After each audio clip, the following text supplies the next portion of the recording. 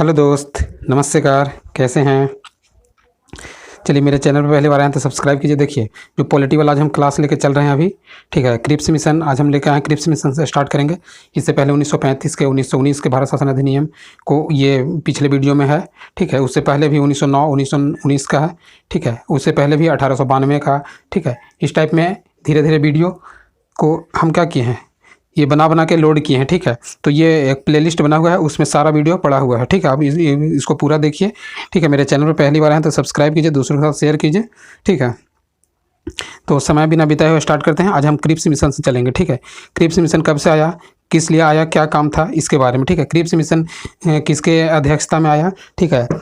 तो जब Cripps mission को तैयार किया गया था तो उस टाइम कौन थे? ब्रिटेन के प्रधानमंत्री विंस्टन चर्चिल थे, ठीक है। इन्होंने ही गांधी को अर्धनंगा फकीर कहा था, ठीक है। तो एक एक शब्द पर ध्यान देते हुए चलिएगा, ठीक है। तो देखिए, क्रिप्स मिशन का गठन कब हुआ था? तो क्रिप्स मिशन, ठीक है, ये इसका गठन 22 मार्च 1942 को क्रिप्स मिशन भारत आया था, ठीक है। 22 मार्च 1942 को क्रिप्स मिशन कहाँ आया था? भारत में आया था, ठीक है। इसका अध्यक्ष कौन कौन थे? तो इसमें तीनों को पूछता ही बार बार, ठीक है। तो ये स्टॉपेड क्रिप्स थे, इसके अध्यक्ष थे, ठीक है। जो और इसके बाद फिर पैथिक लॉरेंस थे और एबी अलेक्जेंडर थे, ठीक है। तो ये तीनों के बारे में पूछता है, ठीक है। और ये जो क्रिप्स मिशन थे वो कौन थे? अध्यक्ष थे, ठीक है। तो ये पूछता है। तो देखिए, ये पूछेगा कि क्रिप्स मिशन किसके जब गठन हुआ था तो उस टाइम भारत के ब्रिटेन के प्रधानमंत्री कौन थे? तो चर्चिल थे, ठीक है, जिन्होंने गांधी जी को अर्धनंगा फकीर भी कहा था, ठीक है। इसके बाद कब आए थे भारत में? तो 22 मार्च 1942 को आए थे, ठीक है। इसका अध्यक्ष कौन कौन थे? तो सर स्टॉपेड क्रिप्स थे, ठीक है, पैथिक लॉरेंस थे और एबी अलेक्जेंडर थे, ठीक है। इनको गठन देखिए, क्रिप्स मिशन के अनुसार ब्रिटिश सरकार एक ऐसी भारतीय संघ की स्थापना करना चाहती थी जिसकी स्थिति ब्रिटिश साम्राज्य के अंतर्गत एक पूर्ण औपनिवेशिक स्वराज की स्थापना करना चाहती थी। एक ब्रिटिश सरकार एक ऐसा सरकार स्थापना करना चाहती थी जो कि एक क्या है, एक पूर्ण औपनिवेशिक सरकार, ठीक है, पूर्ण औपनिवेशिक सरकार की स्थापना करना चाहती थी। इसीलिए क्रिप्स मिशन को भारत में भेजा था बनाकर, ठीक है। क्या एक ये औपनिवेशिक सरकार स्थापना करना चाहती थी, ठीक है। देखिए, भारत के संविधान बनाने के लिए एक संवैधानिक सभा की स्थापना की, ठीक है। देखिए, भारत के संविधान बनाने के लिए, अब तो भारत इंग्लैंड छोड़ रहे थे ब्रिटेन लोग, तो उसके संविधान को सौंपने के लिए एक संवैधानिक सभा की स्थापना की, ठीक है। ब्रिटिश भारतीय प्रांतों एवं देशी रियायतों दोनों के प्रतिनिधित्व करते थे। देखिए, जो ब्रिटिश थे वो भारतीय प्रांत के भी और देशी रियायतों के जो कि राजा रजवाड़ रहते थे ना अपना, उसका भी ये ब्रिटिश सरकार ही करते थे, ठीक है। देखिए, कांग्रेस द्वारा क्रिप्स मिशन को अस्वीकार किया गया था।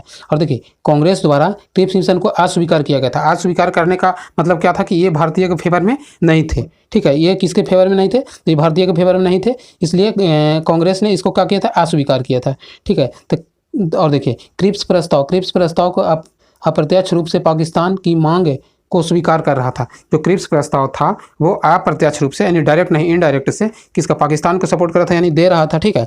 और भारत की सुरक्षा का प्रश्न पर कांग्रेस क्रिप्स प्रस्ताव से असहमत थी, ठीक है। देखिए, जो क्रिप्स प्रस्ताव था वो भारतीय की सुरक्षा पर, ठीक है, अप्रस्ताव था, मतलब कोई इसका सुरक्षा का देखभाल का कोई ठोस इसमें निर्णय नहीं था। इसलिए कांग्रेस चाहती थी कि क्रिप्स मिशन प्रस्ताव पारित ना हो या फिर भारत में काम ना करे, ठीक है, क्योंकि कहीं ना कहीं पाकिस्तान को मुस्लिम लीग के सपोर्ट कर रहा था, ठीक है।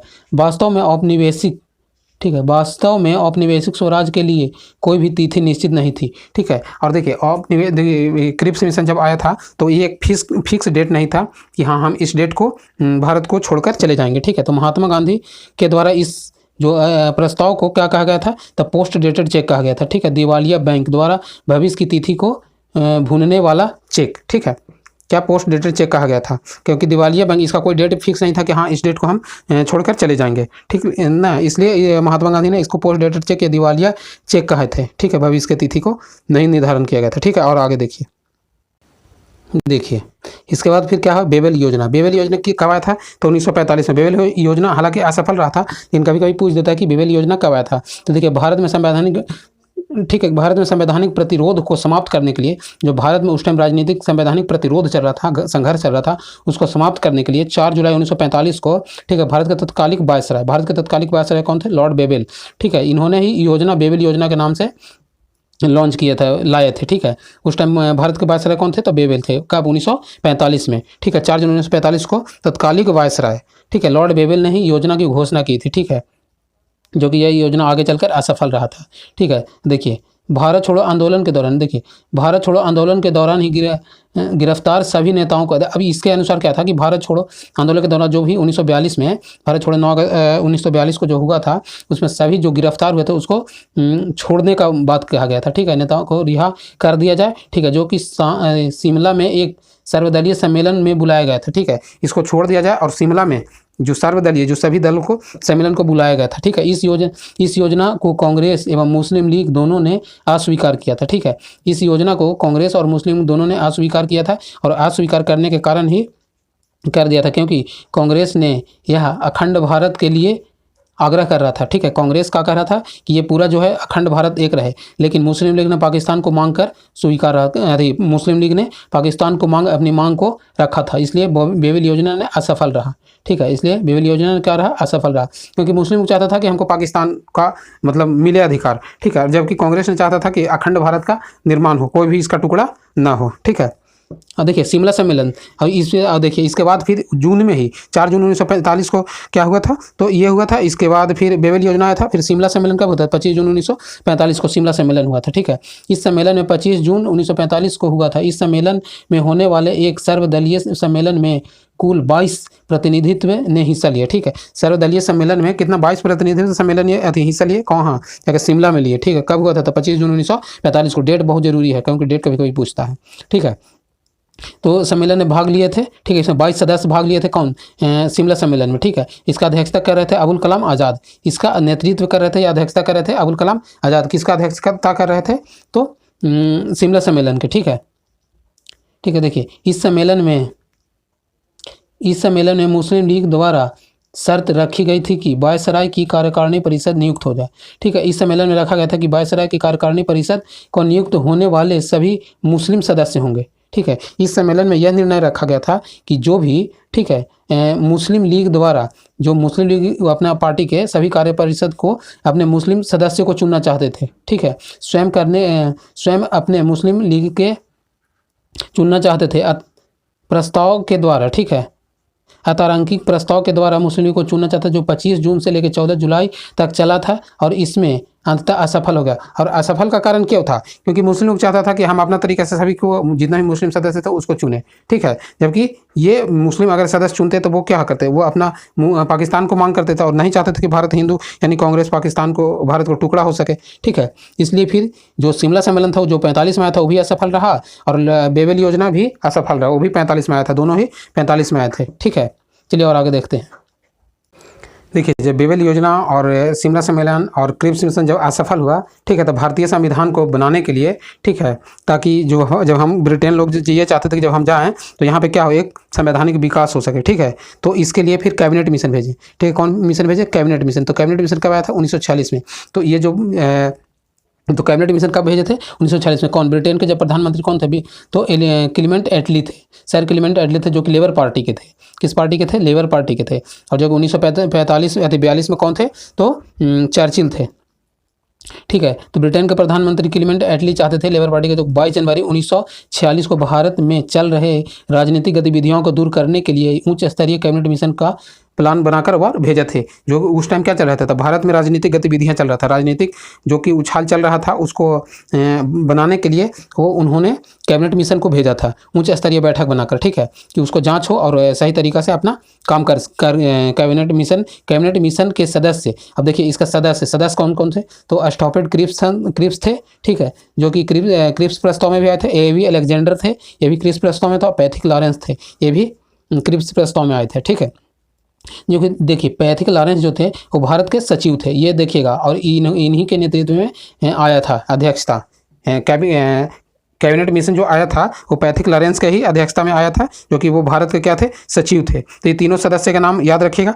देखिए याद रखना बहुत आसान है, इसका और ये दोनों के सेम है। ठीक है, जब सेम है तो ये दोनों एक याद रखिएगा। हाँ, दोनों के अध्यक्षता जो सचिव थे, अध्यक्ष थे, वो अलग थे। ठीक है, उसका थे क्रिप्स मिशन और इसका है, ठीक है, पैथिक लॉरेंस। ठीक है, और कोई था चेंजिंग नहीं है। ठीक है, देखिए इस मिशन द्वारा 16 मई 1946 को योजना प्रस्तुत की गई कि ब्रिटिश भारत और देसी रियायतों को मिलाकर एक अखिल भारतीय संघ का गठन करेगा। ठीक है, देखिए कब, तो जब कैबिनेट मिशन आया, क्रिप्स मिशन, अति कैबिनेट मिशन, तो जब आया तो वो 16 मई 1946 को यह योजना प्रस्तुत किया गया कि ब्रिटिश भारत में जो शासन कर रहे थे और देसी रियायत जो राजा रजवाड़ा था मिलाकर अखिल भारतीय संघ की गठन करेंगे। ठीक है, एक अखिल भारतीय संघ का क्या करेंगे, गठन करेंगे। देखिए जिसमें विदेशी रक्षा संचार और विभाग संघ की अधीन होंगे। ठीक है, जो गठन करेंगे वो विदेशी रक्षा और संचार विभाग के संघ के अधीन होंगे। इसके लिए धन एकत्रित करने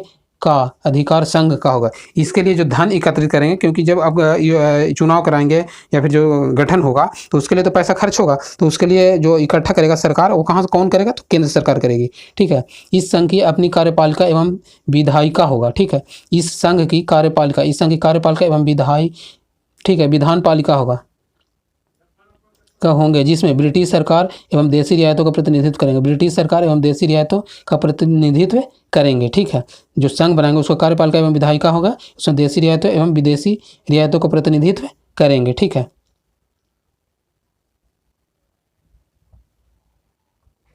भारतीय संविधान, देखिए भारतीय संविधान के निर्माण के लिए अप्रत्यक्ष चुनाव प्रणाली के आधार पर संविधान सभा का स्थापित किया गया। ठीक है, देखिए भारतीय संविधान का निर्माण के लिए, इसको बनाने के लिए अप्रत्यक्ष चुनाव यानी इनडायरेक्ट चुनाव का किया गया, जो कि संविधान सभा की स्थापना की गई। ठीक है, कि इसको अप्रत्यक्ष चुनाव करवाएंगे। ठीक है, तो इस संविधान के लिए 389 सदस्य होंगे। कितना, 389, संविधान के लिए 389 सदस्य होंगे, जिसमें 292 ब्रिटिश प्रांत से होंगे। ठीक है, देखिए अब इसके लिए क्या है कि 292 ब्रिटिश प्रांत से होंगे, 93 होंगे देसी रियायतों से और 4 होंगे कमिश्नरों से। ठीक है, कमिश्नरी क्षेत्र के प्रतिनिधित्व करेंगे। ठीक है, अब देखिए ये पूछता है कभी कभी कि जो सदस्य हैं वो कितना है कुल, तो ये कुल देसी रियायतें एवं ब्रिटिश प्रांत से सभी कुल मिलाकर 389 सदस्य थे, 389 सदस्य थे, जिसमें 292 ब्रिटिश प्रांत से थे। ठीक है, ब्रिटिश प्रांत से, और 93 देसी रियायतों से थे। ठीक है, एवं 4 चीफ कमिश्नरों से थे। ठीक है, अब देखिए यह निश्चित किया गया कि अब देखिए 10 लाख व्यक्तियों पर एक प्रतिनिधित्व सदस्य होंगे। ठीक है, आज भी है कि 10 लाख पर एक प्रतिनिधित्व सदस्यता करेंगे। यह प्रांतों को संविधान सभा के प्रतिनिधित्व जनसंख्या के आधार पर किया जाएगा। ठीक है, जो प्रांत में जो एक सदस्य का गठन किया गया, तो यानी 10 लाख जनता बराबर एक प्रतिनिधित्व होंगे। ठीक है, जहाँ पे 10 लाख जनसंख्या होगा यहाँ पर एक प्रतिनिधि, जहाँ पे 20 लाख होगा वहाँ पे 2 प्रतिनिधित्व होंगे। इस टाइप में किया गया, जो कि आज भी वर्तमान में है। ठीक है, और देखिए आगे,